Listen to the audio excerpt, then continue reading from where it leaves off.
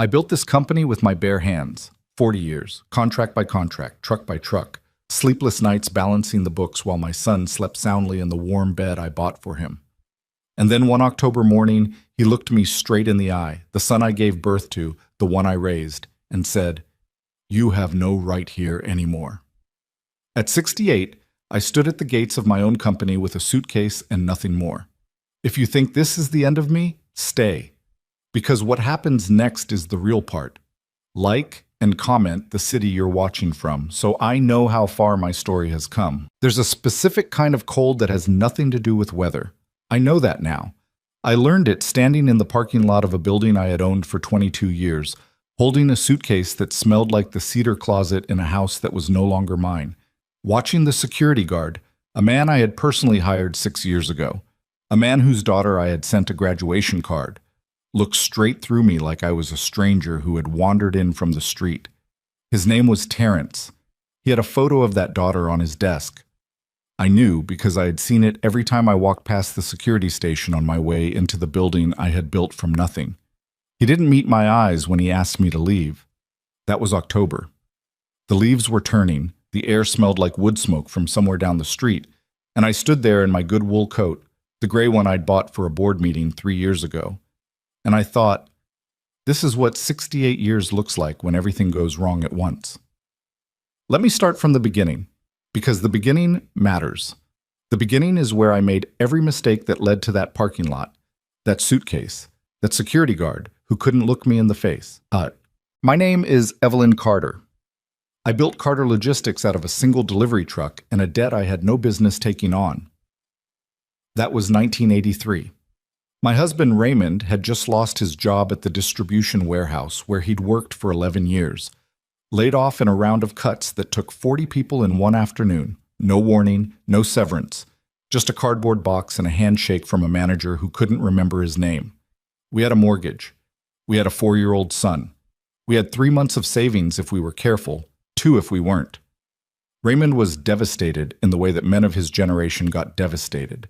Quietly, thoroughly, and without letting anyone see it. He'd sit at the kitchen table in the evenings drinking coffee he didn't want, staring at the classifieds, circling things with a red pen and never calling.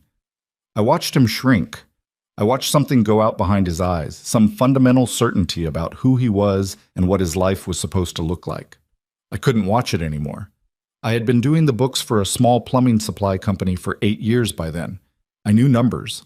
I knew how to look at a balance sheet and find the places where money was leaking out quietly, slowly, in ways the owner hadn't noticed.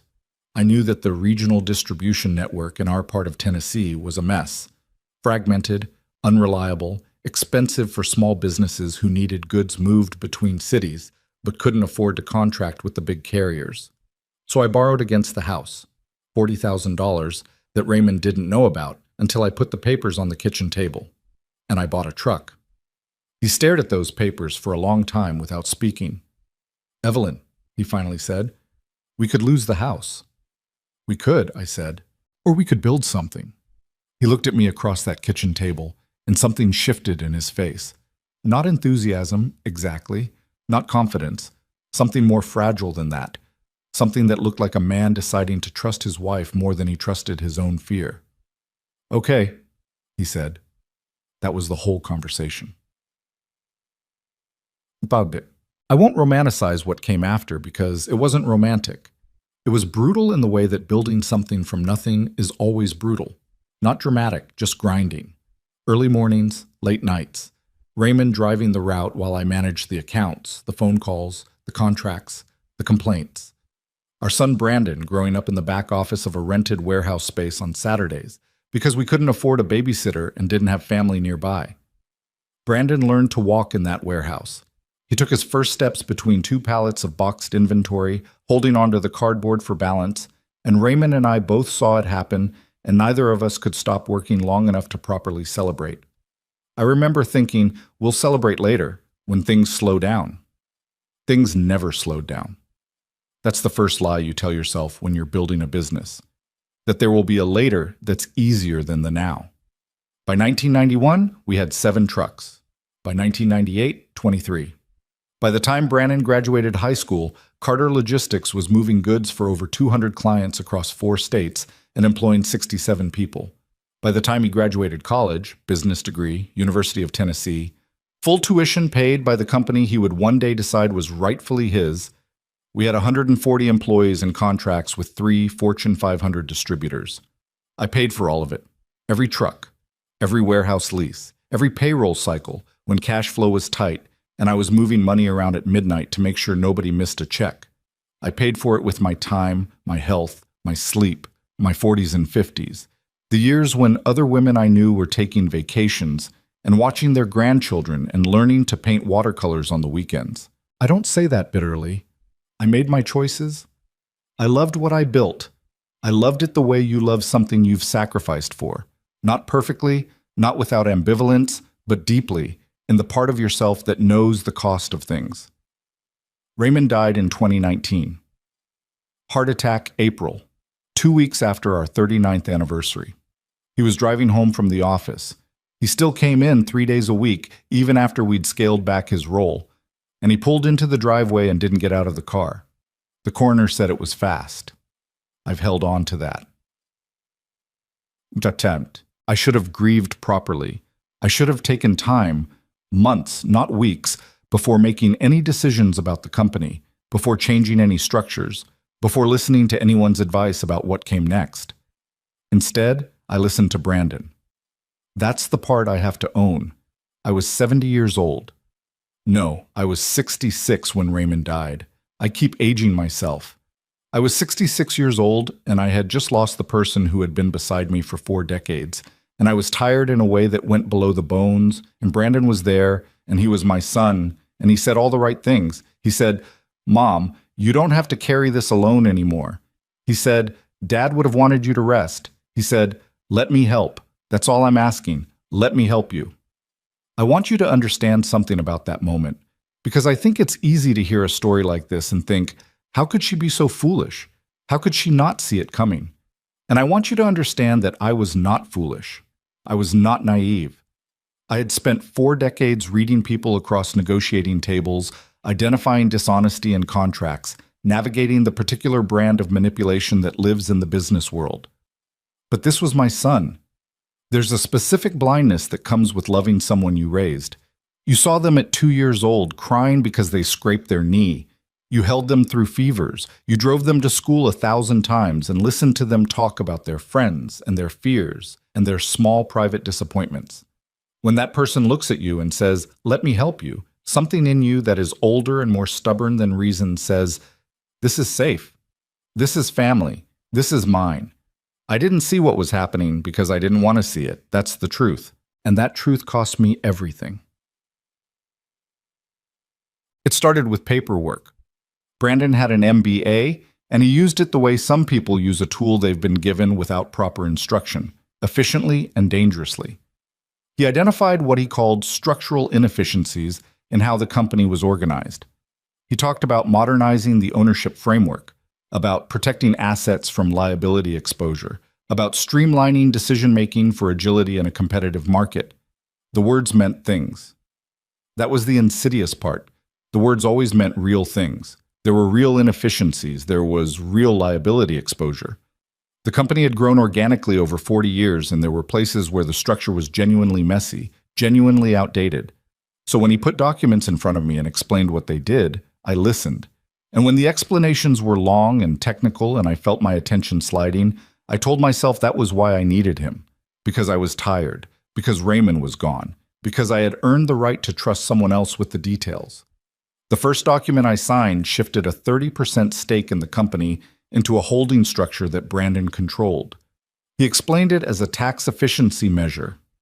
I had an attorney, a man named Gerald Marsh, who had been our corporate counsel for 15 years, review it. Gerald said it looked standard.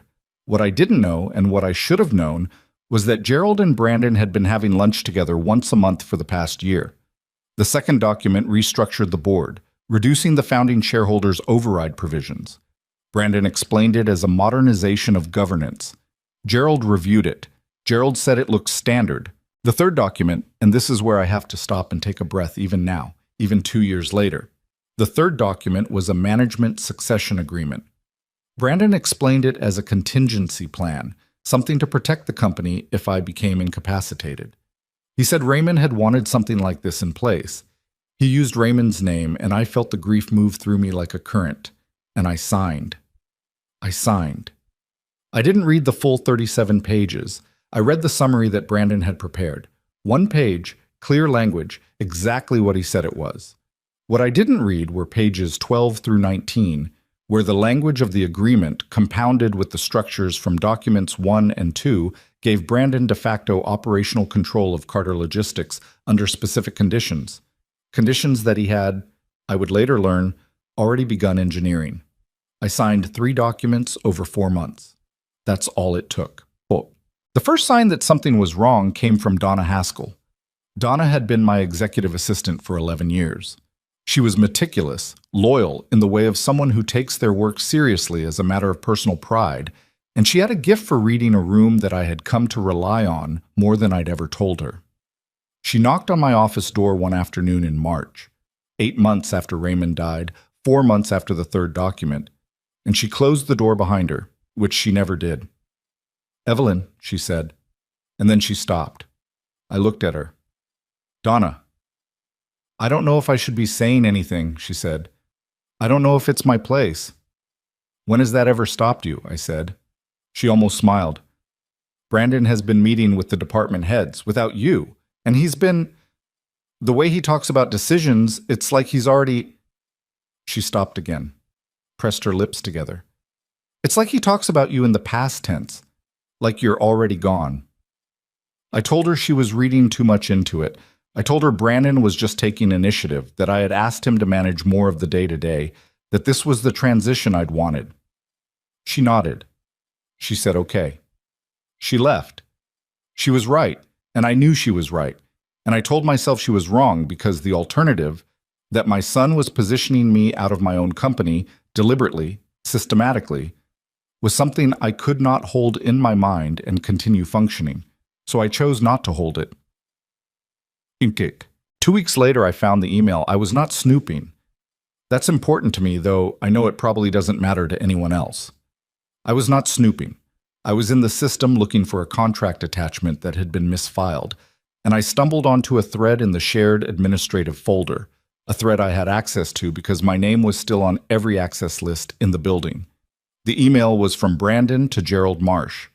The date was 7 months earlier, 1 month after Raymond's funeral. Phase 1 is complete. She signed without pushback. The grief is making her less sharp than usual, which is useful.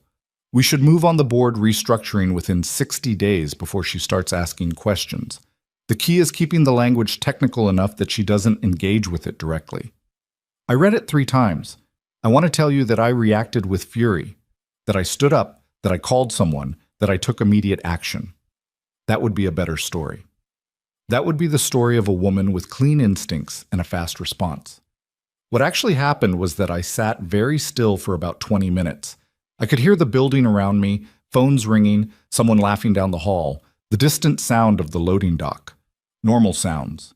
The sounds of a place that was still, technically, mine. And then I closed the laptop, and I walked to the bathroom, and I put cold water on my face, and I looked at myself in the mirror for a long time. Phase 1 is complete. My son, who had taken his first steps in my warehouse. My son, who I had paid to educate, who I had given everything, who had stood at his father's grave 2 months before writing that email and held my hand while I cried. The woman in the mirror looked like someone who had just been told something she'd known for a while without knowing she knew it. I made one mistake in that moment. One, but it was large. I confronted Brandon directly. I went to his office, the one that had been my office for 2 decades before I'd moved to the larger corner suite and given him that room as a gesture of welcome, of inclusion, of this is your home too. And I put my hand on the door and I walked in without knocking. He was on the phone. He looked up and his face went through 3 expressions in under a second. Surprise, calculation, and then something that settled into a particular kind of warmth that I recognized, in that moment, as performance. "Mom." He held up a finger into the phone. "Let me call you back." He set it down. "Hey, everything okay?" "I found the email," I said. Silence. 2 seconds, maybe 3. His eyes didn't change. "Which email?" he said. "Don't," I said. "Don't do that. I'm your mother." Something moved across his face then. Something that might have been shame, might have been irritation, might have been both. He stood up. He came around the desk, and I took a step back, which I immediately regretted because I had not come here to retreat. "Mom," he said, in a different voice now. Lower, patient, the voice you use with someone you've decided is confused. "You've been under enormous stress, losing Dad, trying to manage the company by yourself. I'm not confused," I said.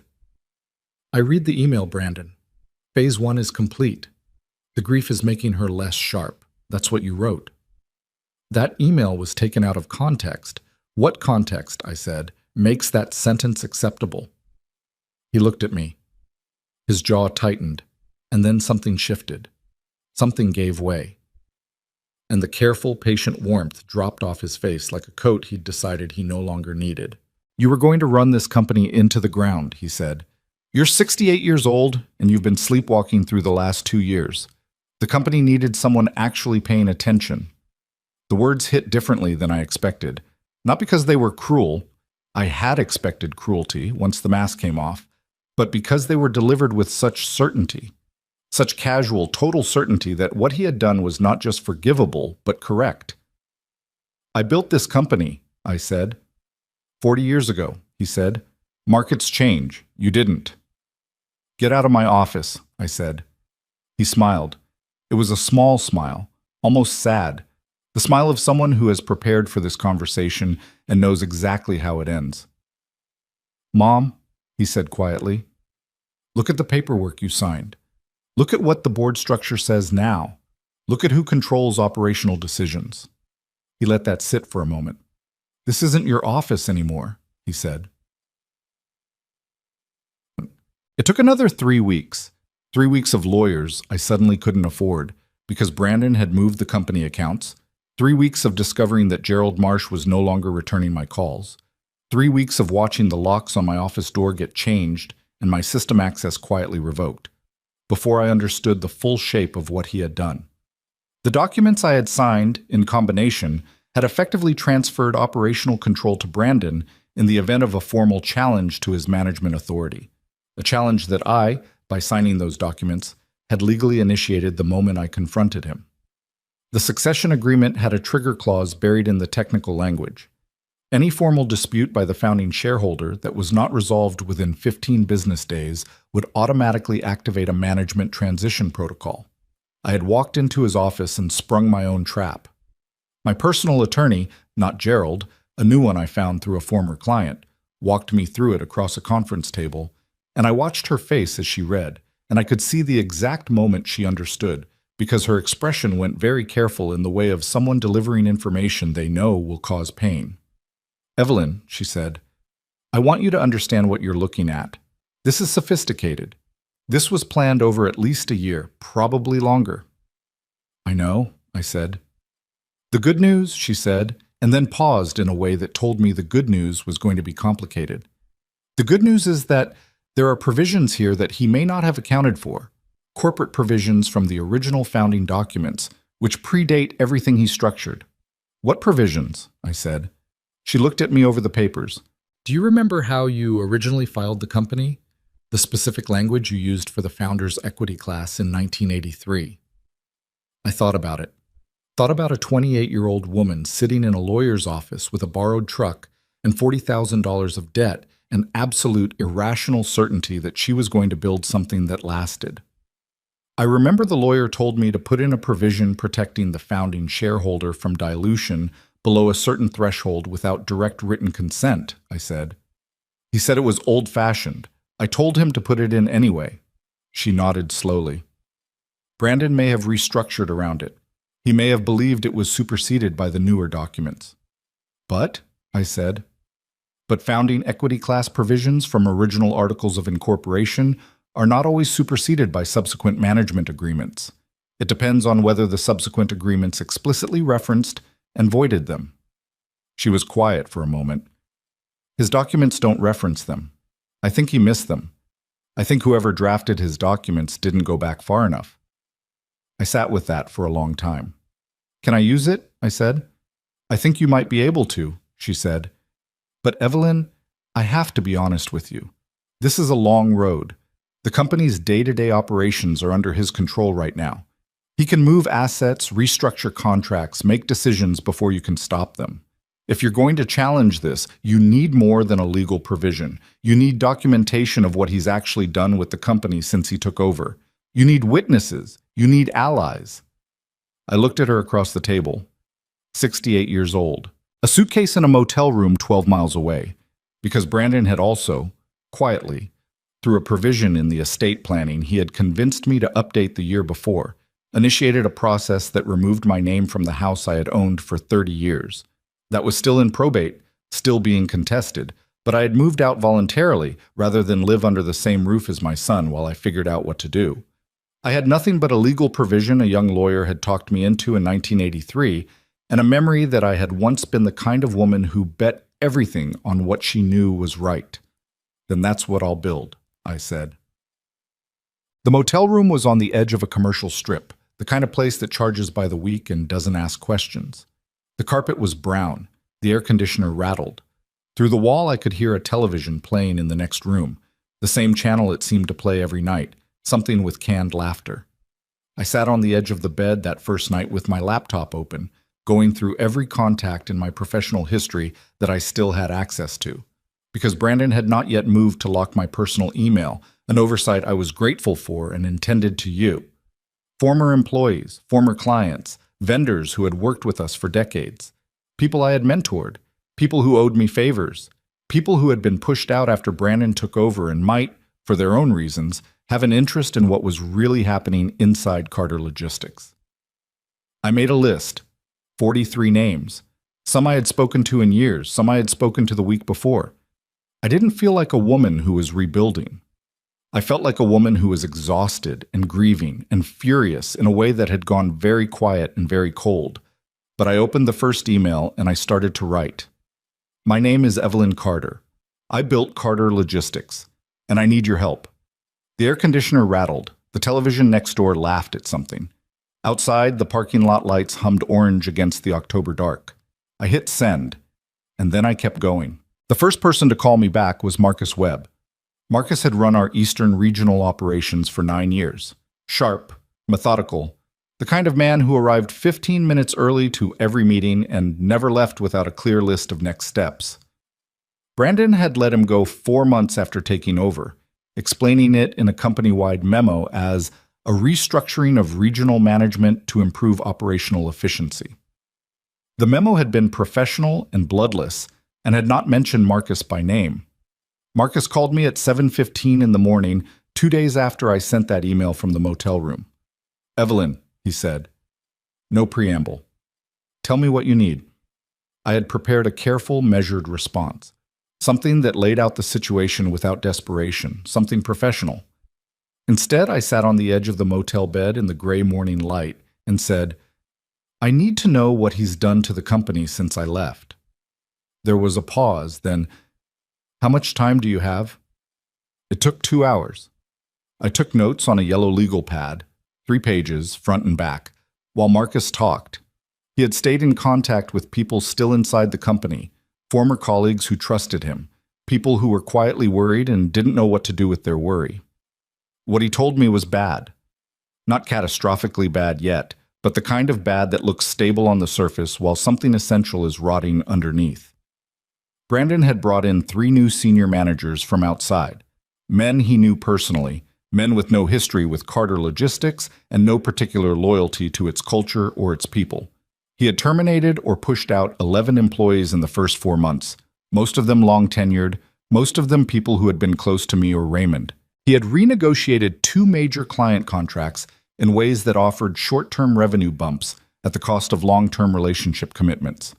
And he had taken out a line of credit against company assets, a significant one, Marcus said, though he didn't have the exact figure, that had not been disclosed to the full board. What's the credit line for? I asked. Best anyone can tell, Marcus said. It's servicing personal debt, his. I stopped writing. He's pulling from company credit to cover personal debt? Nobody can prove it directly. The documentation runs through a management consulting subsidiary that he set up, separately incorporated, him as sole principal. The company pays it for strategic advisory services. He paused. It's clean enough on paper that you'd need a forensic accountant to trace it. I looked at the 3 pages of notes on my legal pad. My handwriting had gotten smaller as the conversation went on, like I was trying to compress the damage. Marcus, I said, I need to ask you something directly. Go ahead. If I can find a way to challenge this legally at the shareholder level, would you be willing to testify to what you know? The pause this time was longer. I understood it. He had a family. He had a reputation. Getting involved in a public dispute between a founder and her son was not a clean position to occupy, regardless of which side you were on. Yes, he said. I let out a breath I hadn't realized I'd been holding. But Evelyn, he added, you need more than me. One terminated employee talking about things he heard secondhand. That's not enough. You need documents. You need someone still inside. I already knew who that was. I just hadn't let myself think about asking her yet, because asking her meant putting her at risk. Donna Haskell met me at a diner 12 miles from the office, at a corner booth she'd chosen specifically because it faced the door. She arrived 5 minutes before I did, already had coffee, and had positioned herself with her back to the wall. 11 years as my assistant had apparently taught her the same instincts that had kept me alive in 40 years of business. She looked at me across the table and her face did something careful and controlled, the expression of someone who has been worried for a long time and is relieved to finally be allowed to show it. You look thin, she said. I'm fine, I said. You're not fine. You look like you've been sleeping in a car. A motel, I said. There's a distinction. She wrapped both hands around her coffee cup. I should have called you sooner. After he changed your system access, after the locks, I should have reached out. You have a job, I said. You have a family. I didn't want you to put yourself in a difficult position. I'm already in a difficult position, she said. I've been watching him run that place for 4 months, Evelyn. The things I've seen. She stopped, looked down at the table. I kept telling myself it wasn't my business, that it would sort itself out. She looked up. It's not sorting itself out. Tell me, I said. What Donna described from inside the company was worse in some ways than what Marcus had told me, because Donna had seen it firsthand. She had watched Brandon conduct meetings where he dismissed the concerns of department heads with the particular contempt of someone who has never had to earn respect and therefore doesn't understand its value. She had overheard conversations that should have been private. She had, in her capacity as an administrative coordinator, the title he'd downgraded her to, a deliberate demotion she'd accepted without comment, processed paperwork that had passed through her desk before she fully understood what she was handling. There's a vendor, she said, leaning forward and lowering her voice even though the nearest occupied table was 15 feet away. Pinnacle Distribution Solutions, registered 8 months ago, started receiving payments from the company 6 months ago. Large payments, monthly, categorized as logistics subcontracting fees. I've never heard of them, I said. Nobody had. I looked them up. State Business Registry. The registered agent is an attorney in Atlanta. The listed principal is a holding company. The holding company's listed principal is another holding company. She looked at me. It goes around in circles for about 3 layers and then stops. How much? I said. She told me. I put down my coffee cup carefully because my hands had gone slightly unsteady. The number was not catastrophic on its own, not yet, but compounded monthly, compounded with the credit line Marcus had mentioned, compounded over the year that Brandon had been in control, it represented a hemorrhage that the company could not sustain indefinitely. Donna, I said, do you have documentation, copies of anything that passed through your desk? She reached into her bag without a word and put a manila envelope on the table between us. I stared at it. I've been keeping copies since February, she said, the month after he changed your office locks. I didn't know what I was going to do with them. I just knew I needed to have them. I looked at her across the table, this woman who had worked beside me for 11 years, who had been quietly demoted and quietly watched and quietly collected evidence because something in her had refused to accept what was happening. and I felt something in my chest that I couldn't entirely name.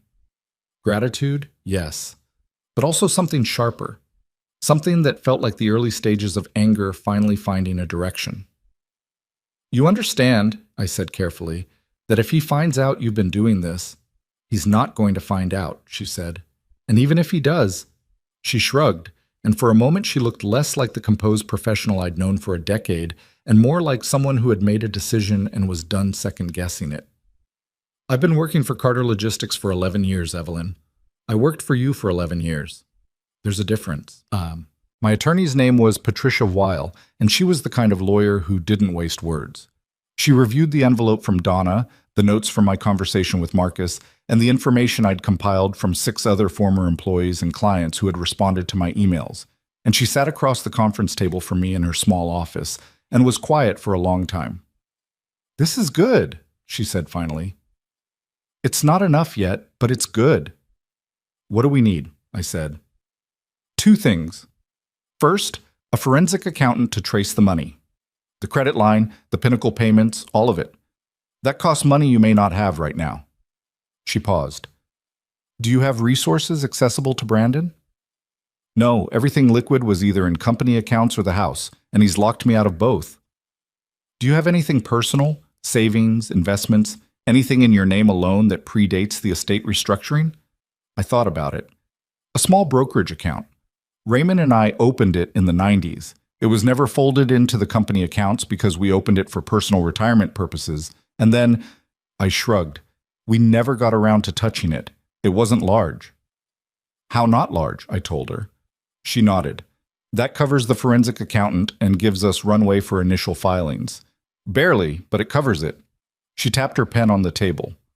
"The second thing we need is the shareholder meeting. Carter Logistics holds an annual shareholder meeting. Do you know when it's scheduled?" "Traditionally the second Thursday of November," I said. "Raymond scheduled it that way for 30 years. It was in the bylaws as the standard date unless the board voted to change it." "Has the board voted to change it?" "Not that I've seen in any documentation." "Then it's still the second Thursday of November," Patricia said, "which gives us 9 weeks. She looked at me steadily. "The founding equity class provision you mentioned, the one from the original articles, gives you the right to raise challenges to material ownership transfers at a properly noticed shareholder meeting. If we can document the fraudulent nature of the transfers, if we can show a pattern of misconduct, and if we can invoke that original provision in front of the full shareholder body." "He'll have proxies," I said. "He'll have the board seats he restructured. He'll have the votes lined up." "Maybe," she said. "But, Evelyn, the investors who hold minority stakes in this company, the ones who've been there since the expansion years, do they know about the credit line? Do they know about Pinnacle Distribution Solutions?" I thought about the investors. 3 of them held significant minority stakes, stakes that didn't represent control, but represented substantial financial interest in the company's health. I had known all 3 personally since the early 2000s. I had sat across tables with them for 2 decades. "No," I said slowly. "I don't think they know." "Because if they knew," Patricia said, "they might have questions. They might want answers at a shareholder meeting. And if they're asking questions at the same time you invoke the founding provision," I was already reaching for my phone. The thing about rebuilding trust with people you haven't spoken to in a while is that it requires honesty in a way that's uncomfortable. You can't package the situation. You can't make it sound better than it is. The people worth having on your side are the ones who will listen to the ugly version and decide based on that, not the ones you've managed into agreement. I called Thomas Brightwell first. He'd invested in Carter Logistics in 2003, held a 12% stake, and was the kind of man who answered his phone on the second ring. He picked up, heard my voice, and said, "Evelyn, I've been wondering when you'd call." "Have you been watching?" I said. "I've been watching something," he said carefully. "The quarterly figures still look reasonable on paper, but there are things that don't add up, and when I've tried to get clarity from the new team, the answers are—" He paused. "They're the right length, but they don't say anything." "Tom," I said, "I need to have an honest conversation with you, and some of what I'm going to tell you is going to make you angry." "I'm already a little angry," he said. Go ahead. I talked for 40 minutes.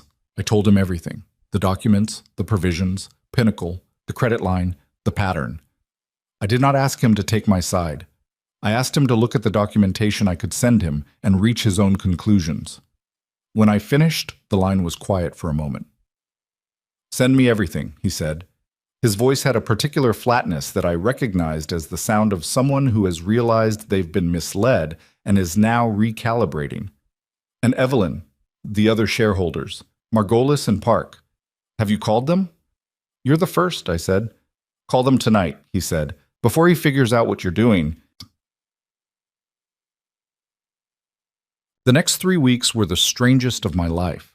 I was 68 years old, living in a motel room, eating microwave dinners from the gas station down the road, and I was conducting the most consequential fight of my career. Some nights I sat at the small desk with the wobbly leg and worked until 2 in the morning, cross-referencing financial documents, drafting correspondence with Patricia, building the case piece by piece. Some mornings I woke up at 5 with the particular anxiety that lives in the hours before dawn, the kind that asks very quietly whether you are making a terrible mistake, whether you are too old for this, whether it would be easier to just stop. I didn't stop. I want to be clear about that, not because I was brave exactly, but because I had run out of the particular kind of cowardice that stops people.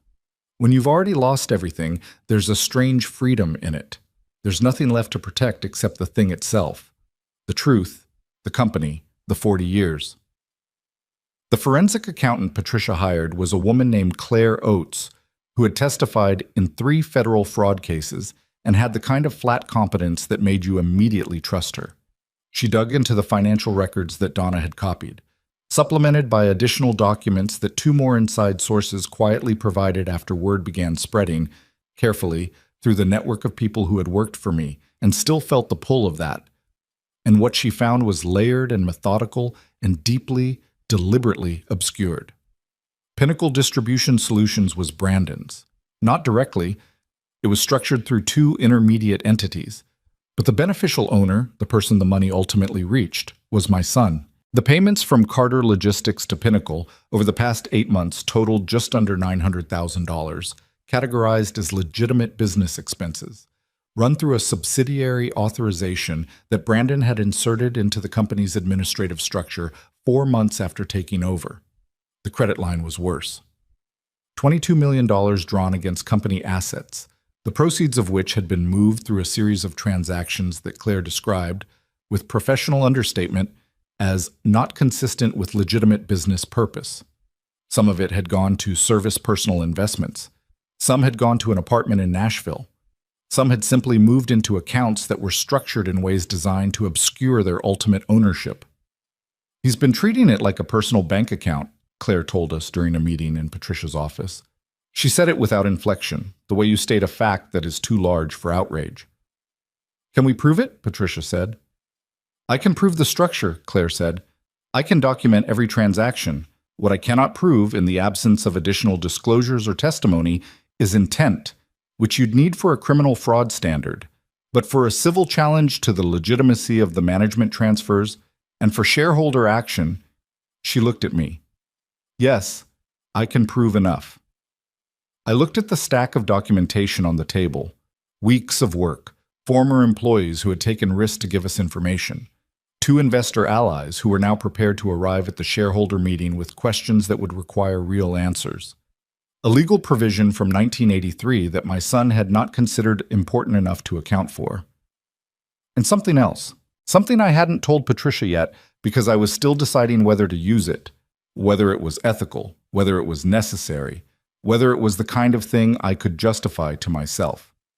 Before she left the company, Donna had made 1 additional copy, not of financial documents this time, of an email thread, a long one, dated over 8 months between Brandon and Gerald Marsh, that laid out, in their own words, the deliberate strategy behind everything. The grief is making her less sharp than usual, which is useful. That sentence and 47 others like it, clinical and strategic, and written by my son about me. I had read that thread 6 times. Each time it hit me differently. The first time it had felt like a physical blow, sudden, nauseating, The kind of pain that makes you understand why people use the word wound for things that aren't physical. The sixth time I read it, something had shifted. The pain was still there, but under it something had hardened into something else. Not hatred. I want to be clear about that too. What I felt was not hatred. What I felt was closer to grief. Grief for the son I'd believed he was, grief for the relationship I'd thought we had, but grief that had stopped being soft and had become instead something structural, something I could build on. Patricia looked at me across the conference table. "You're thinking about something," she said. "The shareholder meeting is in 6 weeks," I said. "He doesn't know what we have. He doesn't know who's coming." "No," she said, "he doesn't. He's going to walk into that room expecting applause," I said. She looked at me for a moment. "Yes," she said. "He probably is." I picked up the envelope that held the email thread. I turned it over in my hands. Thought about a boy taking his first steps between warehouse pallets, holding onto cardboard, finding his balance. Thought about an email. Phase 1 is complete. "Then that's what we let him believe," I said. The morning of the shareholder meeting, I woke up at 4:30 and couldn't go back to sleep. I lay in the dark of the motel room listening to the air conditioner rattle and ran through everything one more time. Not because I needed to. I had run through it so many times over the past 6 weeks that I could recite it in my sleep, but because my mind wouldn't stop, and running through the details was better than lying there letting the fear have the whole room to itself. Patricia had filed the formal notice of the Founding Equity Class Challenge 10 days earlier, as legally required. We had filed it quietly, through proper channels, with language dry enough that it read more like a routine procedural matter than what it actually was. Brandon's attorneys had responded within 48 hours, fast, which told me they were paying attention, with a counterfiling arguing that the founding provisions had been effectively superseded by the subsequent management agreements. They were wrong. Patricia was confident they were wrong. Claire had reviewed the legal analysis and agreed they were wrong. But confident and wrong don't always resolve themselves the way they should, and I had spent 40 years in business learning that the gap between being right and being able to prove you're right in a room full of people is where lives go to unravel. Thomas Brightwell had confirmed. Eleanor Margolis had confirmed. David Park had confirmed. All 3 minority shareholders would be present. All 3 had reviewed Claire's documentation. All 3 had arrived, through their own reading of the numbers, at conclusions that made them angry enough to want answers regardless of what happened with my challenge. The wild card was the press. Patricia had made 2 calls, carefully, without leading, simply notifying 2 financial journalists that a significant shareholder meeting at Carter Logistics might be worth attending, citing unusual financial activity in a company that had been a regional employer of some prominence for 4 decades. She had not told me about those calls until after she made them, which I thought was probably wise, because if she had told me beforehand, I might have said no. I lay in the dark and thought about Raymond. I thought about him often during those weeks, not in the way I had in the first months after he died, that desperate, disorienting grief reaching for him in the night before I remembered, but in a different way, quieter, more like a conversation with someone who couldn't answer but was listening. I'm going in today, I thought. I don't know how it ends. I got up at 5 and started getting dressed. I had one good suit left, the navy one I'd worn to the last board meeting before everything fell apart. I'd grabbed it when I packed the suitcase, almost as an afterthought, and now I was grateful for whatever instinct had made me take it. I put it on in the motel bathroom under fluorescent light, and I stood in front of the small mirror and looked at myself for a long time. 68 years old, 7 weeks in a motel. Thinner than I'd been in a decade, the kind of tired that lives in the skin. I thought about the last time I had walked into that conference room as the person who owned it, the way the staff had greeted me, the way the room had felt like mine, not with arrogance exactly, but with the quiet certainty of someone in a place they belong. I was going back in today, and it was not going to feel like that. I picked up my bag.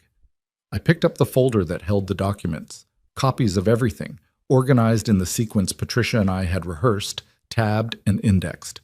I went to the door. I stood there for a second with my hand on the handle. Then I opened it and walked out into the cold November morning. The Carter Logistics headquarters building was a 4-story glass and brick structure on the east side of the city, the building I had moved the company into in 2004.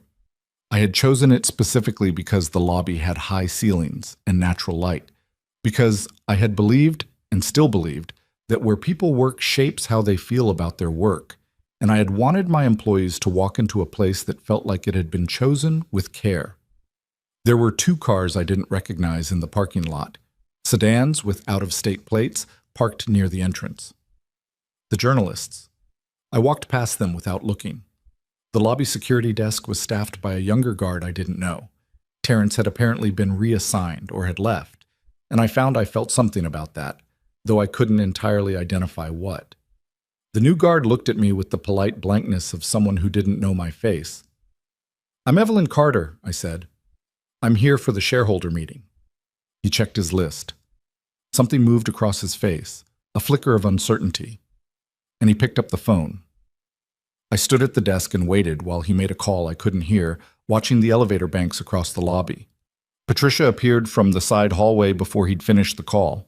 She was in charcoal gray, hair back, and she moved with the particular focused calm of someone who had cleared their mind of everything except the next 3 hours. "He knows you're here," she said quietly as she reached me. "Good," I said. His attorneys tried to file an emergency injunction this morning to block the founding provision challenge from being raised at the meeting. Judge denied it 40 minutes ago. She said it flatly, but I could see the precise satisfaction in her eyes. "We're clear to proceed." I felt something loosen in my chest, just slightly, just enough. "The investors?" I said.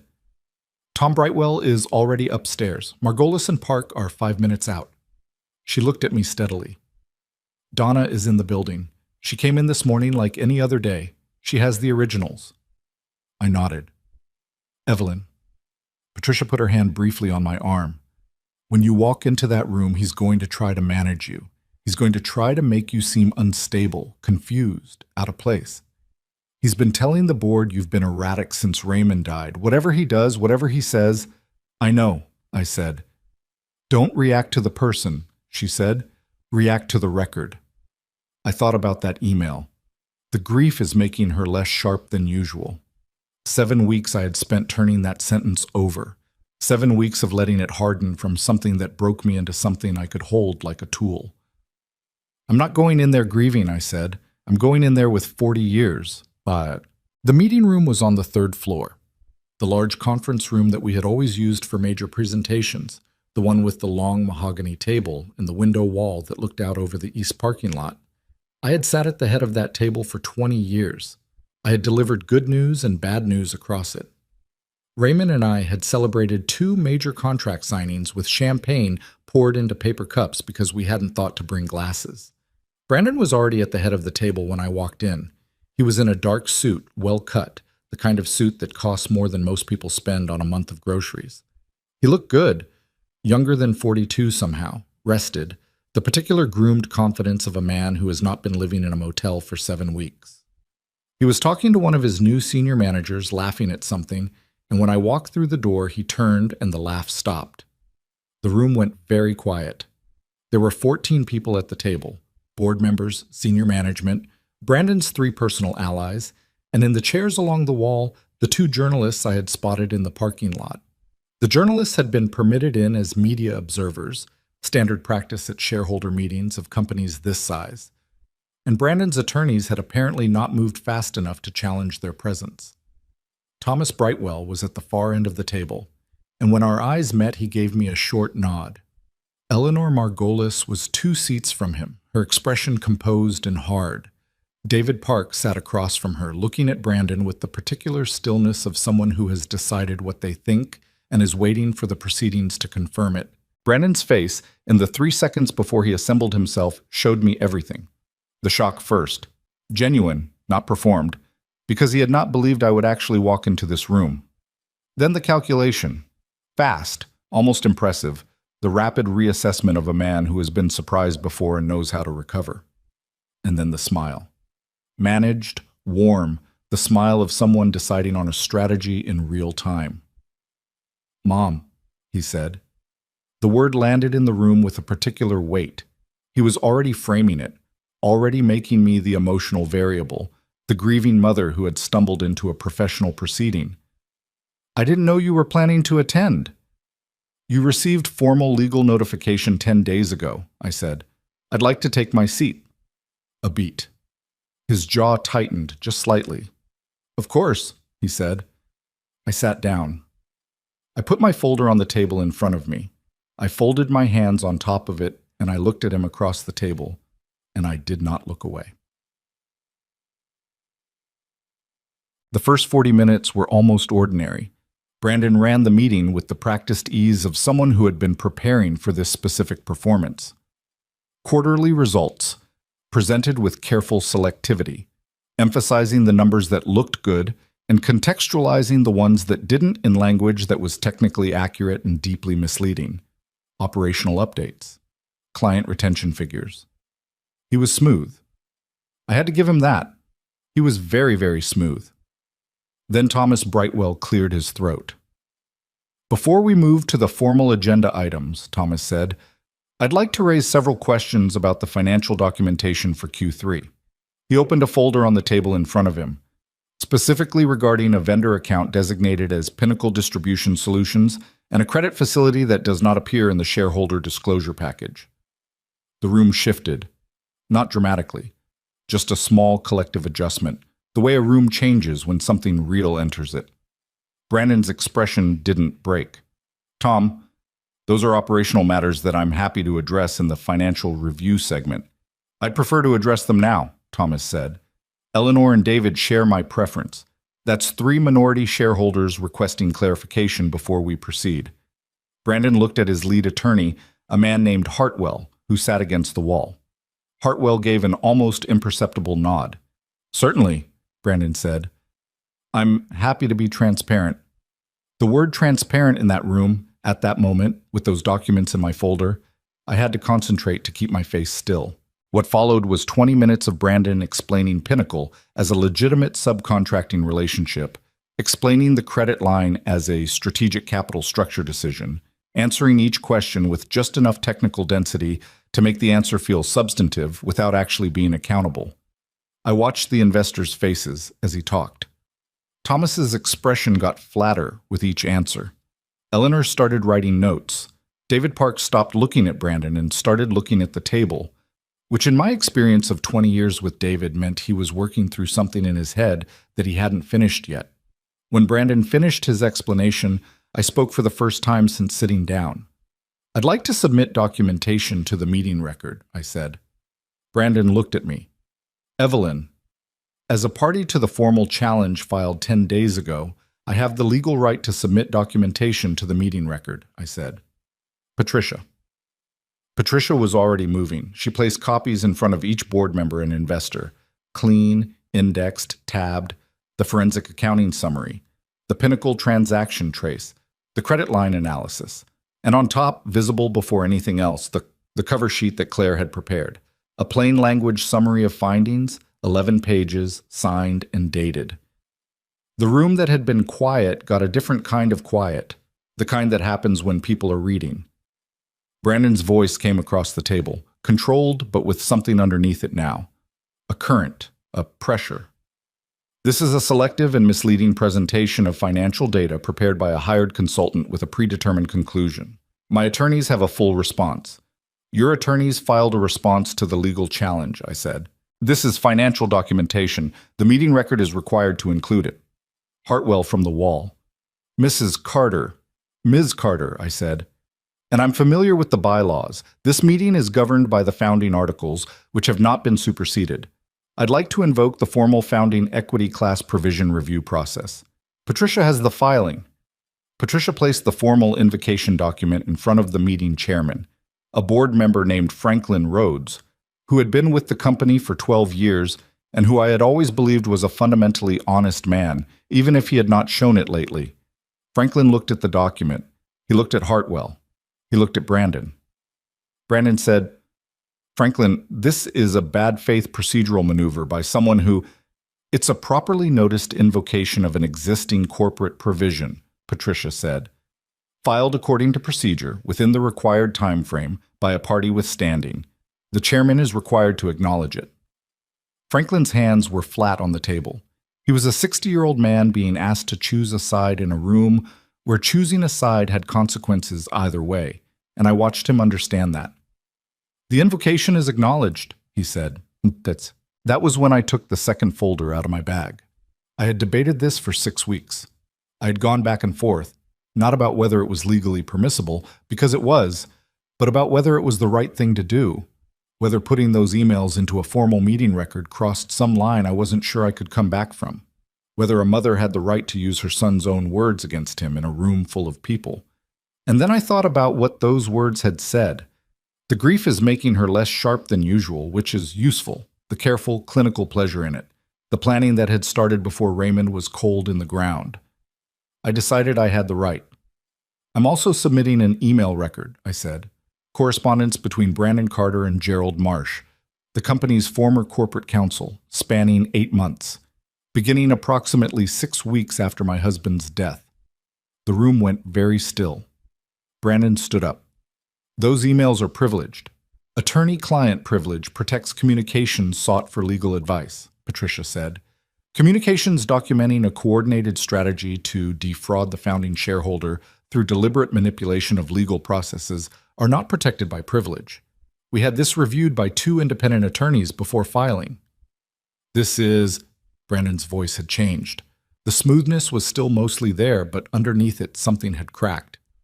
"This is a personal attack. This is a grieving woman trying to relitigate." "Sit down, Brandon." My own voice surprised me. Not the words. I had known I would have to say something at some point, had mentally rehearsed various options. But the tone. Quiet. Completely steady. The voice of someone who has decided they are done managing the feelings of the person who tried to destroy them. He stopped. "I built this company," I said. "For 40 years I built it. And when your father died, I trusted you. I trusted you in a way that I will carry the shame of for the rest of my life. Not because I was foolish, but because you were my son, and I believed that meant something to you." I paused. "I have read your emails. I have read every word, and I want everyone in this room to understand what this man did, not as a business dispute, not as a management disagreement, but as a deliberate, systematic exploitation of a grieving mother. Those are not my words. Those are the words in the emails you wrote." Patricia was distributing the email packet as I spoke. I watched the faces around the table as people began to read. Franklin Rhodes got to the second page, and his expression changed in a way that told me he had found the sentence. "The grief is making her less sharp than usual, which is useful." His jaw tightened. He didn't look up from the page. One of Brandon's allied board members, a man named Cruz, who Brandon had brought in from outside, pushed back his chair slightly, creating a few inches of physical distance from the person he'd been sitting beside all morning. That small movement. That was the one that mattered. That was the moment I knew the room had turned. Brandon looked around the table. He looked at Cruz. He looked at Franklin. He looked at the journalists along the wall who were both writing with the focused intensity of people who know they're at the right meeting. He looked at the investors, Thomas, Eleanor, David, all of them reading, none of them looking up. And then he looked at me. For the first time since I had walked into this building on a cold October morning with a suitcase, since I had stood in the parking lot and watched Terrence look through me like I wasn't there, since I had sat in a motel room at midnight writing emails to 43 people who might or might not remember who I was. For the first time, I watched my son look at me and not know what to do. There was no strategy in his face in that moment, no smoothness, just a man who had believed he had won, confronting the fact that he had miscalculated. He opened his mouth, closed it. "Brandon," I said, quieter now. "Just between us, almost. The way a mother talks to a child who has done something that can't be undone and knows it. There's a provision in the original Articles of Incorporation from 1983. Your lawyers missed it. My lawyer didn't." He sat down. The chair made a sound against the floor. Small, ordinary, the sound of furniture in a room. But in the silence of that conference table, it sounded like something closing. "I am formally requesting," Patricia said, her voice clear and procedural, carrying the weight of everything we had built over 7 weeks.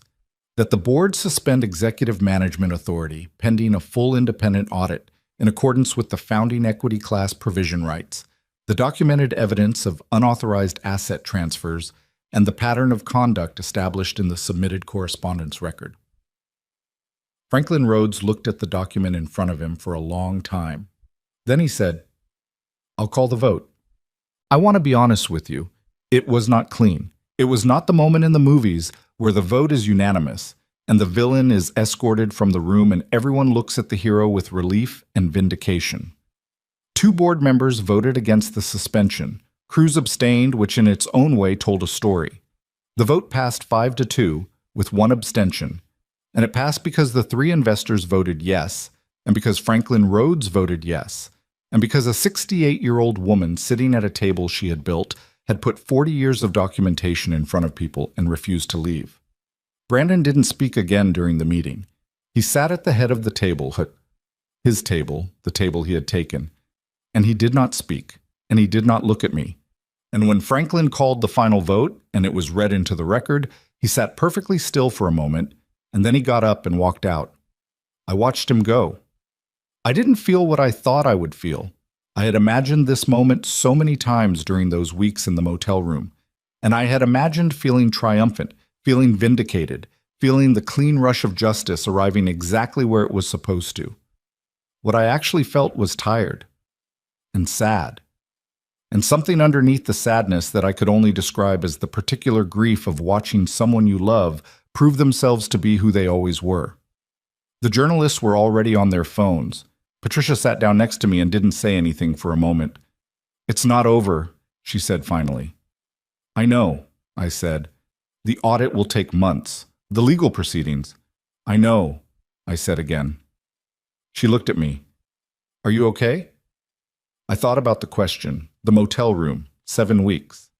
The manila envelope Donna had put on the diner table, Marcus calling me back at 7:15 in the morning, Thomas Brightwell's flat voice saying, "Send me everything," the Navy suit, the cold November parking lot, Raymond, and a kitchen table, and a woman betting $40,000 she didn't have on a truck, and a conviction. "Ask me in a few months," I said. Outside the window, the November sky was flat and gray and ordinary. The parking lot below was filling with people making phone calls. The company that had my name on the incorporation documents, the company I had built from a single truck and a borrowed $40,000, the company that my son had decided was his to take. It was still standing, and so was I. The audit began on a Monday. 3 cars from an independent forensic accounting firm pulled into the Carter Logistics parking lot at 8 in the morning, and 12 people walked in with hard drives and document request lists, and the particular focused energy of people who have been given permission to look at everything. I was not in the building that day. Patricia had advised me to stay away during the initial phase. "Let the process work," she said. "Don't give anyone a reason to say you interfered." And so I sat in a coffee shop 4 miles away and drank bad coffee and checked my phone every 12 minutes. Marcus called at 10:15. "They locked down the server room," he said. "Brandon's IT guy tried to run a remote wipe on 3 workstations this morning before the auditors got to them." I set down my cup. "Did it work?" "Partial. The auditors caught it in progress. Enough survived that they're treating the attempt itself as evidence." He paused. "Evelyn, trying to destroy evidence during an active audit, that's not a civil matter anymore." I understood what he was saying. I had understood it as a possibility from the moment Patricia and I had discussed the scope of what we might find. But possibility and reality are different things, and sitting in that coffee shop hearing Marcus say it out loud made it real in a way that settled in my stomach like something cold and heavy. My son had tried to destroy evidence. My son, panicking, had made everything worse. "Is he still in the building?" I said. "His car was in the lot this morning. I don't know if he's still there." A pause. "His assistant, the new one, the girl he brought in, not Donna. She left at 9 and didn't come back. His personal attorney was seen going in around 9:30. I thanked Marcus and hung up. I sat with my hands around the coffee cup, and I made myself breathe steadily, and I thought about what Patricia had said in the conference room the day after the meeting. It's not over. At the time, I had taken that as a warning about the length of the legal process. Now I was understanding it differently. It wasn't just going to be long, it was going to be ugly. And the ugliness was going to be visible, because those journalists who had been in the room had filed their stories the same evening. The first article had run the next morning. Local business press, straightforward reporting on the shareholder vote and the suspension of executive authority. By afternoon, it had been picked up by 2 regional outlets. By the following day, a financial news service had run a longer piece that used Claire's summary findings and quoted from the email correspondence. The emails were now part of the formal meeting record, which made them public document. And the sentence was right there in the article, in quotation marks, attributed to Brandon Carter in correspondence with the company's former legal counsel. The grief is making her less sharp than usual, which is useful. I did not read the comments under that article. Patricia had specifically told me not to, and for once in my life I listened to advice that was clearly correct. The audit took 11 weeks. I won't pretend those weeks were easy, because they were not. They were the kind of difficult that doesn't make for a clean story. Not dramatic, not full of clear moments, just long and exhausting and intermittently humiliating in the way that having your life's work examined for damage always is. Every revelation from the audit was both a confirmation of what I suspected and a fresh wound. Every number Claire's team surfaced, every transaction they traced, every shell entity they mapped. It was evidence of what Brandon had done, yes, but it was also evidence of what Carter Logistics had become in my absence. The final audit report was 214 pages. Patricia walked me through the summary findings across a table in her office on a Thursday afternoon in February, 3.5 months after the shareholder meeting. Pinnacle Distribution Solutions had received a total of $1.1 million over 10 months. Claire's team had traced the beneficial ownership through 4 layers of corporate structure to a personal account held jointly by Brandon and a woman named Sylvia Marsh, Gerald Marsh's daughter, as it turned out, which explained certain things about Gerald's cooperation and created additional legal complications that were now someone else's problem to sort out. The credit facility, $22 million drawn against company assets, had been used for a combination of purposes that the report documented with the flat, relentless precision of forensic accounting, personal debt service, an investment in a Nashville real estate venture that had since lost 40% of its value, a series of payments to a lifestyle management company that the report noted, with understated dryness, appeared to primarily coordinate luxury travel and event access. There were also payments, smaller and harder to trace, that Claire described as potentially indicative of additional undisclosed personal financial relationships requiring further investigation. Brandon had also terminated or allowed to lapse 4 significant client contracts during his time in control. Clients who had been with the company for between 8 and 17 years. Clients I had built relationships with personally. 2 of them had already signed with competitors. The revenue gap was substantial. The company was not destroyed. It was not bankrupt. It was damaged, badly, in places. But the structure I had built over 40 years was stubborn enough, deep-rooted enough, that even 10 months of active plundering hadn't been able to hollow it out completely. I sat across from Patricia and looked at 214 pages of what my son had done, and I said nothing for a while. "Tell me what happens now," I said, finally. "The board meets next week to vote on formal restoration of your management authority under the founding provisions," she said. "Based on everything in this report and the legal analysis of the management transfer documents, I expect that vote to pass. Brandon's attorneys have been in settlement discussions since December. They know the civil case is not in his favor." She paused. "The criminal question is separate. The attempted evidence destruction, the wire transfer patterns, that's in the hands of the state attorney's office now. I don't control that timeline." "What does he face?" I said. "Significant exposure," she said carefully. "Wire fraud, breach of fiduciary duty, potentially more depending on what the financial investigation develops. I want to be honest with you. The severity of what he ultimately faces will depend on a lot of factors I can't predict." I nodded. I had known this was coming. Had known it since Marcus told me about the attempted server wipe. Had known it, really, since the morning I read that email and understood the shape of what my son had become. "Gerald Marsh?" I said. "His law license is under review by the state bar. He's cooperating with investigators, which is affecting how they approach his own exposure. She looked at me. Evelyn, there's something else. I waited. Brandon's personal assets, what remains after the investment losses and the legal fees, they're not substantial. The settlement of the civil claims against the company is going to recover some of the transferred funds, but not all. The Nashville real estate, the personal accounts, by the time everything is resolved, he's not going to have much left. I had expected this too. Somewhere in the accounting of what he'd taken, I had understood that money in motion tends to disappear. Into bad investments, into lifestyles, into the particular entropy of wealth that was never earned and therefore never treated carefully. I understand, I said. I want to make sure you understand it practically, she said. The company will recover what it can through legal process. But you personally, in terms of what you might have expected to pass to him eventually, Patricia, I said quietly, I stopped thinking about that a long time ago. She looked at me for a moment, then nodded and moved on. Sit. The board vote was on a Tuesday. 7-1 in favor of full restoration. Cruz, to my moderate surprise, voted yes. Afterward, Franklin Rhodes walked up to me in the hallway outside the conference room and stood there for a moment without saying anything, the expression of a man who has something he needs to say and isn't sure how to say it. I should have asked more questions, he said finally, before it got here. When he was making changes, I should have pushed back harder. I looked at him. Franklin was 60 years old and had spent 12 years as a board member of this company. And in those 12 years he had been, on balance, a decent person who had done a decent job. He had also failed to stop something that cost the company more than it should have, and we both knew it. Yes, I said.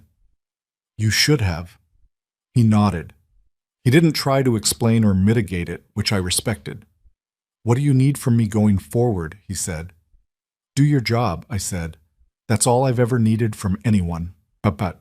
The first week back in the building was strange in ways I hadn't anticipated.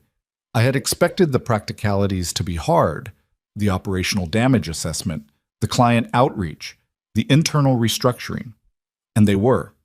I had not expected the emotional texture of being back in those spaces. Walking past the security desk where Terrence used to sit, riding the elevator to the 3rd floor, stepping into the corner office that had been mine, then Brandon's, that was mine again. Someone had rearranged the office significantly. New furniture, different layout, a large decorative piece on the wall that I found myself staring at for a long moment before I had Donna help me take it down. Donna came back the first week. She didn't ask. She just arrived on Monday morning and sat at the desk outside the corner office and organized my calendar and brought me coffee the way she had for 11 years. And when I tried to tell her I needed to formally reinstate her employment, she waved it off. Let's talk about the client situation first, she said. The 2 that went to Morrison Freight, I think we can get at least one of them back if you make the call personally this week. I looked at her. Donna? It's Hartley and Associates, she said. You've known Bill Hartley for 15 years. He went to Morrison because there was nobody here answering the phone who understood his account. If you call him today, I think he comes back. I'll call him today, I said. Good. She opened her notepad. Now, about the staffing gaps in Eastern Regional, Marcus is willing to return, but he needs a formal offer by end of week, and he has another option that expires Friday. Get him on the phone, I said. He's waiting, she said. She had already dialed. That was how it started. Not with ceremony, not with a speech or a moment of triumph.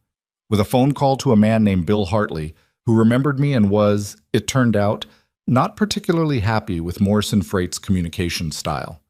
With Marcus Webb accepting a formal offer and being back in his office by Thursday.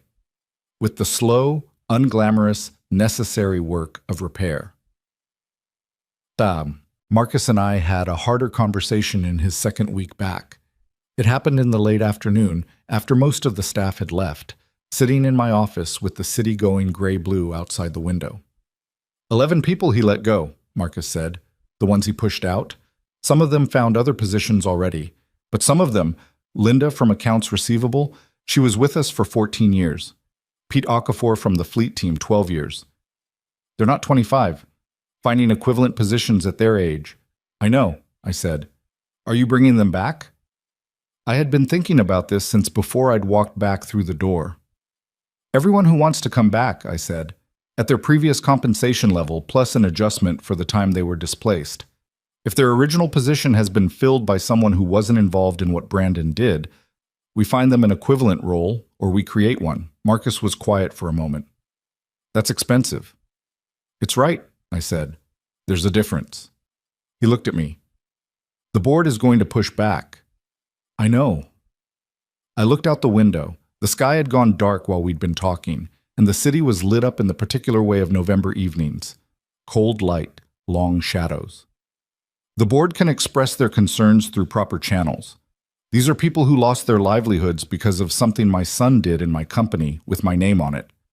I'm not going to tell Linda from accounts receivable that the board ran the numbers and it didn't work out. Marcus was quiet for a moment longer. Then he said, Okay.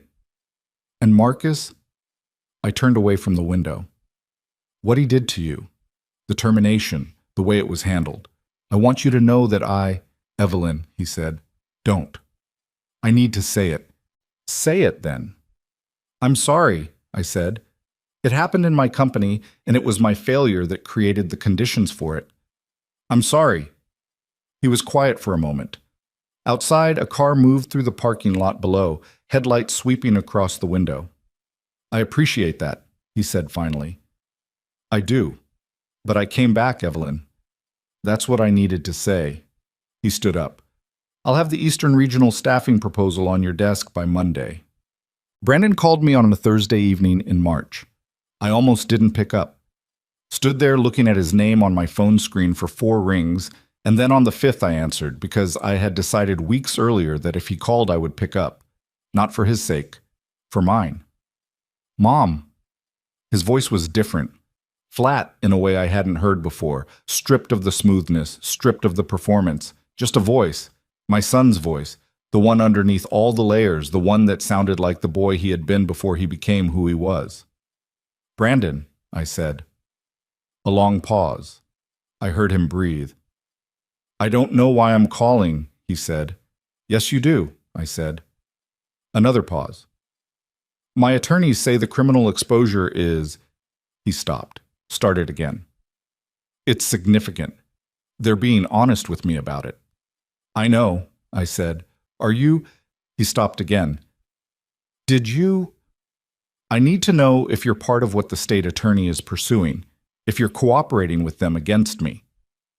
I sat down on the edge of my bed.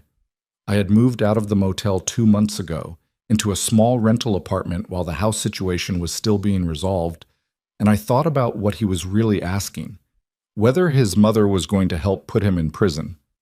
That was the question underneath the question. Brandon, I said carefully, what the state attorney is doing is separate from the civil recovery. I gave them the same documents I submitted to the shareholder meeting because they subpoenaed those records. That's the extent of my involvement.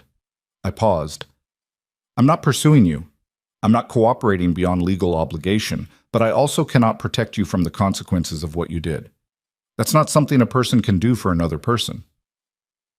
Silence. I keep thinking about Dad, he said. It came out rough, like something that had been held in too long. About what he would think. I had thought about this too, had sat with it in the quiet of the apartment, turning it over. What Raymond would think about what his son had done. What Raymond would think about what I had done to stop it. I think he would be heartbroken, I said honestly, and I think he would still love you. Those two things can exist at the same time. I heard something on the other end of the line that I couldn't entirely identify. Breathing. Maybe more than that. I'm sorry, Mom, he said. I know it doesn't fix anything. No, he said, it doesn't. I don't know what I told myself a story about what I deserved, about what you didn't see, what you weren't capable of anymore. I told myself you'd be better off. Brandon, my voice was quiet but firm. Not angry, just clear. Don't explain it to me. Not tonight. Whatever story you told yourself, you need to sit with it for a while before you try to turn it into something that sounds reasonable. The people who lost their jobs, Linda, Pete, the others, they don't need your explanation either. They need you to understand what you did without framing it as something that happened to you. A very long silence. Okay, he said finally. Get a good attorney, I said. Not Hartwell. Someone who will be honest with you. And Brandon, whatever happens legally, when it's done, if you want to try to have some kind of relationship, I stopped, felt the weight of it. I'm not closing that door, but I'm not holding it open either. That's the best I can offer you right now. He didn't say anything. Take care of yourself, I said. And I meant it, the way you mean things that are painful, fully, without comfort. I hung up. I sat on the edge of the bed in the small apartment that wasn't my home yet, in the city where I had built something with my hands and my years, and I let myself feel all of it at once. The grief and the exhaustion and the particular ache of a wound that has stopped being acute and started being something you carry. The company downstairs, not literally, but in my mind, the people who had come back, the work still to be done, the 2 clients who hadn't returned and probably wouldn't, the imperfect, unfinished, ongoing reality of what came after.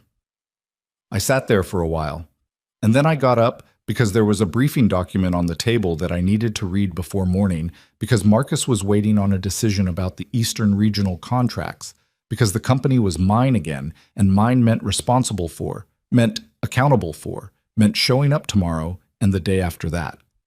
I picked up the briefing document and I started to read. Spring came slowly that year. March in Tennessee is unreliable. Warm one week, cold the next. The kind of weather that can't make up its mind, that keeps fooling you into thinking winter is finished when it isn't. I noticed it more than I usually would have. After 7 weeks in a motel room with a rattling air conditioner and months in a small rental apartment watching the city from a window that faced the wrong direction, I had developed a particular sensitivity to the outside world that I hadn't had before. Like something that had been insulated for too long was suddenly exposed to air. The company was not healed. I want to be clear about that because I think there's a temptation in stories like this to compress the recovery, to skip over the months of grinding, imperfect, 2 steps forward, 1 step back work, and land on the version where everything is whole again. That's not what happened. What happened was slower and messier and more human than that. Bill Hartley came back in January. 15 years of relationship, and he came back because I called him personally and told him the truth about what had happened. Not a managed version, not a PR framing, just the actual story. And he said, after a pause, "Evelyn, I want to ask you something directly." I told him to go ahead. He said, "When you sign a contract with me, does that mean you're going to be there?" I said yes. He said, "Then send me the paperwork." That was the first one. The second came back in February. The third, a company called Westmark Industrial that Brandon had renegotiated into a bad deal and then neglected. Their procurement director called me in March and said that their current carrier had failed them twice in 60 days, and was there any possibility of reopening a conversation? There was. 2 clients didn't come back. Probably won't. I made the calls personally. I made genuine offers, and they had moved on and built new relationships, and that was their right. I didn't push. You can't build loyalty by demanding it from people who have already been let down once. Linda Greer. Linda from accounts receivable, 14 years, pushed out by Brandon in a restructuring that served no operational purpose except to remove people who were loyal to me, came back in February. She walked into the building on her first morning back and stopped in the lobby and stood there for a moment in her coat, and I happened to be walking through and I saw her face before she saw mine, and what was on it was complicated in the way that returning to a place you loved and lost is always complicated. Not pure relief, something more mixed. The particular feeling of being welcomed back to something that hurt you through no fault of its own. I walked over to her. I put my hand on her shoulder. I said, "I'm glad you're back, Linda." She pressed her lips together and nodded, and then she got in the elevator and went to work, and that was that. Pete Okafor from the fleet team came back the same week, 12 years. He shook my hand at the door and said, "Nobody else's trucks run on time like yours." And I laughed, genuinely, for the first time in a while, and told him we had a lot of catching up to do on the maintenance logs. One by one. That's how it happened. Not a flood, not a restoration, a return, person by person, conversation by conversation, the slow reweaving of something that had been pulled apart. The legal proceedings moved on timelines that had nothing to do with my emotional readiness for them. Brandon's civil case settled in April. The terms required him to return the traced assets, what remained of the Pinnacle payments, what could be recovered from the credit line transactions, and to formally relinquish any claim to equity stakes that had been transferred through the fraudulent management agreements. His personal financial exposure, combined with the investment losses and legal fees, left him with very little. The Nashville apartment was sold at a loss. The investment account was liquidated to cover settlements. By the time the civil case closed, my son was 42 years old and had approximately the financial position of someone starting over at 25, except without the energy or the particular recklessness of youth that makes starting over feel possible rather than devastating. The criminal case moved more slowly. State proceedings, wire fraud charges, breach of fiduciary duty with criminal implications. We're still working through the system in spring, and Patricia had been honest with me that the timeline was unpredictable. I had given my deposition in February. It had taken 4 hours. I had answered every question directly and without qualification, and when his attorney had tried to characterize my actions as emotionally motivated rather than factually grounded, I had looked at him across the deposition table and said, "The documents speak for themselves. I didn't create them. I found them." He hadn't followed that line of questioning further. Gerald Marsh's law license was suspended pending a disciplinary hearing. He had cooperated with investigators, and that cooperation had shaped the scope of what he ultimately faced. But cooperation in the context of something this deliberate is its own kind of complicated story. I had trusted him for 15 years. That trust hadn't been earned the way I thought it had. I spent less time being angry about it than I expected, mostly because I had too many other things to deal with, and partly because anger at Gerald required a kind of sustained attention I couldn't justify spending. Some wounds you just have to set aside. Not forgive, necessarily, just set aside, because carrying them costs more than you can afford. On the first real warm day of April, one of those days that feels like a promise being kept, the air soft and smelling like something green and new, I drove out to the cemetery. I hadn't been since February. I had meant to go more often, but the winter had been hard and the work had been relentless, and there is also, if I'm honest, a particular avoidance that grief produces. Not of the person you've lost, but of the place where the loss is most concentrated. The grave is where you can't pretend. The grave is where you have to sit with it, just as it is. I brought 2 cups of coffee from the diner near our old house, the same diner where Raymond and I used to go on Sunday mornings, back when Sunday mornings were still possible. I put 1 cup in front of the headstone and held the other one and stood there in the April warmth. "It's over," I said. More or less. I hadn't planned to speak out loud, but there's something about standing in front of a grave that dissolves the self-consciousness about talking to someone who can't hear you.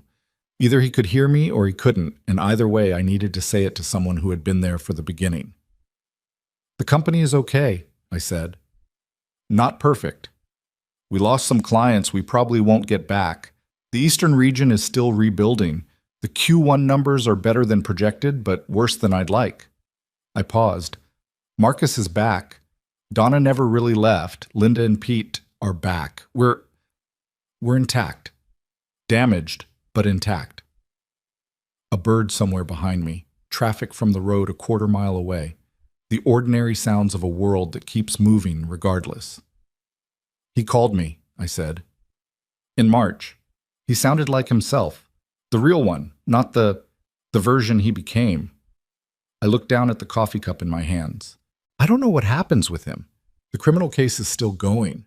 Even after that, I don't know. I left the door open. I don't know if he'll walk through it. I don't know if I want him to. That last sentence surprised me when it came out of my mouth. The honesty of it. Because the truth is that forgiveness, real forgiveness, the kind that changes the ongoing relationship rather than just the historical accounting, is not something you can decide to feel. You can decide to stop pursuing. You can decide to answer the phone. You can decide to leave a door open. But the actual feeling of being able to look at someone who systematically exploited your grief and your trust and your love, and to have that not live in your body anymore, that doesn't come on command. That comes, if it comes at all, on its own schedule, in its own time. I wasn't there yet. Maybe I would get there. Maybe I wouldn't. I think you would have handled this better than me, I said to the headstone. You always had more patience. You always found a way to hold both things, the anger and the love, without letting either one destroy the other. I paused. I'm working on it. I stood there a while longer, drank my coffee, let the April sun hit my face. Then I drove back to the office. The shareholder meeting that summer, the first one under restored management, was nothing like the November one. No journalists, no depositions, no envelopes sliding across conference tables, just a room full of people reviewing numbers and asking questions and doing the ordinary business of a company that was finding its footing again. Thomas Brightwell sat across from me at the end of the table, and when the formal business was done, he stayed behind while others filtered out. Revenue is trending back toward pre-disruption baseline, he said. Q2 looks like we'll be within 8%. That's better than I expected 6 months ago. Me too, I said. The employee situation, the reinstatements, the compensation adjustments, I want you to know that I was one of the voices pushing back on the cost. He said it plainly, without apology. I was wrong.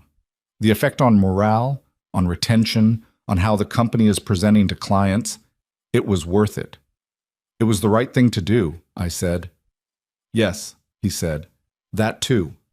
He gathered his papers. At the door he paused. Evelyn, what you did, the whole thing, from the motel room to the meeting to the recovery. I've been in business for 30 years. I've seen a lot of people faced with something like what you were faced with, and most of them don't come back from it. He looked at me.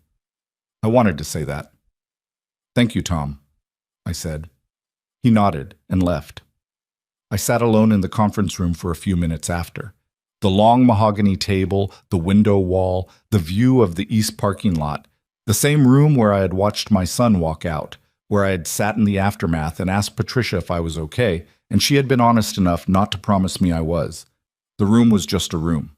It had been the site of something significant, and now it was a room with a table and chairs and a view of a parking lot, and tomorrow someone would hold a department meeting in it and talk about routing efficiency and contract terms. That's what recovery looks like. Not a monument, just a room becoming ordinary again. I moved back into the house in June. The estate proceedings had resolved, slowly, expensively, with the particular grinding energy of legal processes that touch grief and property simultaneously, and the house was mine, as it had been mine, as it had always been mine in every way that mattered. The same house Raymond and I had bought in 1987. The same kitchen where I had put $40,000 of debt on the table, and he had looked at me and said, okay, it needed work. Brandon had been living in it for the better part of a year, and while he hadn't damaged it, he also hadn't cared for it. And there's a way that a house knows the difference. The small neglects that accumulate, the things that a person who lives somewhere as a placeholder rather than as a home doesn't notice or fix. I spent 3 weekends in June going through it room by room with a list, assessing what needed attention, what needed replacing, what just needed cleaning. I found Raymond's coffee mug in the back of a kitchen cabinet, the one he used every morning for 20 years, navy blue, slightly chipped on the handle, a gift from Brandon when Brandon was 11 years old. I stood in the kitchen holding it for a while. Then I washed it and put it on the counter where it used to live. Some things you keep. That's not sentiment, that's architecture. The things you keep are the bones of who you are. In the fall, I did something I had been thinking about since I was sitting in that motel room at 2 a.m, writing emails to 43 people. I hired a consultant to develop a formal mentorship program for Carter Logistics, a program that would identify promising employees, particularly older ones who had been passed over or pushed out by other companies, and invest in their development. I funded the initial operating budget personally from the recovery of the civil settlement. Marcus looked at the proposal and said, "This is going to cost more than you've budgeted." "I know," I said. "I'll adjust the budget." "Why older employees specifically?" I thought about how to answer that. Thought about a 68-year-old woman in a motel room. Thought about Linda Greer standing in the lobby on her first morning back, the complicated look on her face. Thought about Pete Okafor shaking my hand at the door. Because the assumption that someone's best years are behind them just because they're past a certain age is wrong, I said. And because I'm tired of that assumption costing people things they've earned. Marcus was quiet for a moment. Okay, he said. And because, I said, the 43 people who helped me get the company back were mostly people that someone had already decided were dispensable. And they weren't. They were the most important thing I had. Brennan was convicted in October on 2 counts of wire fraud and 1 count of breach of fiduciary duty with criminal intent. The sentence was 3 years, with possibility of parole at 18 months. I heard from Patricia the afternoon the verdict came in. I was in my office reviewing the Q3 numbers when she called, and I set down the papers and sat there after I hung up for a while without doing anything. 3 years. My son was going to spend time in prison for what he had done to my company, my employees, and me. The justice of it was real. I'm not going to pretend I didn't believe he deserved consequences because I did, and I do. But justice and relief are not the same thing, and what I felt was not relief. What I felt was the particular heaviness of a thing being finished that you never wanted to have to finish. He called me that night. I picked up on the second ring. Mom. His voice was stripped down to something raw. I needed to hear your voice. I'm here, I said. I know what I did. He said it differently than he had in March, without the explanation underneath it, without the self-justification working behind the words, just the sentence, plain. I know it doesn't change anything. Brandon, I said, 18 months if you conduct yourself well. That's not forever. It feels like it. I know it does. I paused. Use the time. That's all I can tell you. Use the time to be honest with yourself about who you became and when and why. Not to explain it, just to understand it.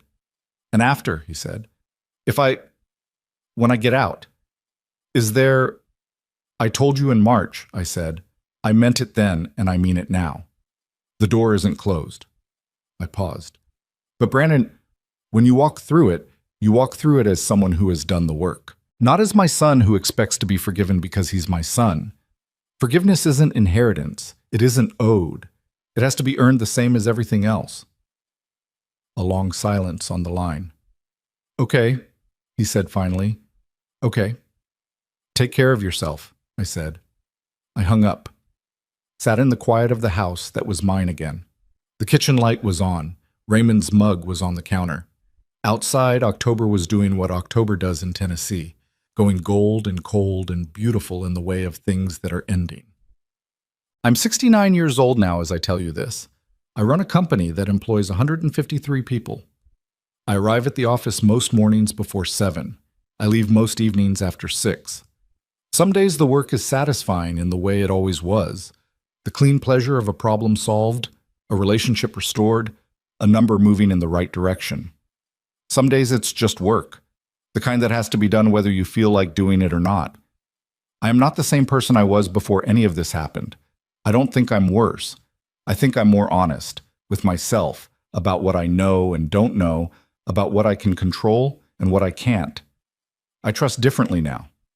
Not less, differently. I pay attention to different things. I ask different questions. I still miss Raymond every day. That hasn't changed and I don't expect it to. Some losses don't reduce. They just become part of the landscape of who you are, a presence in the room that you've learned to live around. I want to tell you something about what I learned. Not the legal lesson or the business lesson. Those are straightforward enough, and you can read them in any cautionary account of estate planning gone wrong. I mean the human lesson. The one that took me 2 years in a motel room and 11 weeks of forensic accounting and a son's voice stripped down to something raw in October to understand. What I learned is this. Love does not obligate you to sacrifice your dignity. Love does not mean you owe someone who is hurting you a chance to keep hurting you.